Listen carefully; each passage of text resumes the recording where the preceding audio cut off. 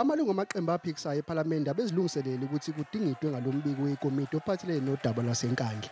Amaqembu amabili iDA kanye ne-EFF bahlonza lombiko wekomiti njengomzamo wokukhohliswa abantu.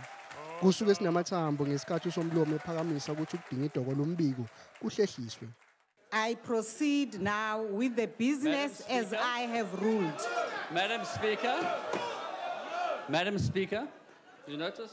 Honorable Waters, Speaker, what's Honorable Waters, please take your seat. Madam I'm not Speaker. recognizing. Nanamuhla kuphinde kwaphoselwa futhi inselelo indlela yokusebenza kasomlomo wePhalamende. Due to the unforeseen circumstances today under Rule 2, under which you have made this ridiculous ruling today to suit the ruling alliance and to protect your party from any act. It's an act of mutiny of the parliamentary rules. I would ask, Madam Speaker, with respect, that you surrender your chair. Thank you. Ukuqophisana ngamazwi kuqhubekile kwashuba njengoba amanye amalungu ePhalamende ezwakala esebenzisa namagama aqinile ahambisana nenhlamba. The viability of this section of agriculture, I so move.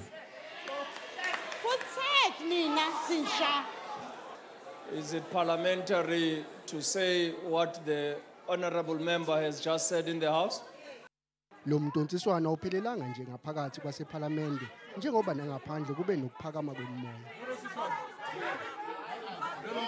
Kushodozo gadla kuqala phakathi kwangqongqoshe zamabhizinisi amancane uLindiwe Zulu kanye nelungu le-EFF uGodrick Garding.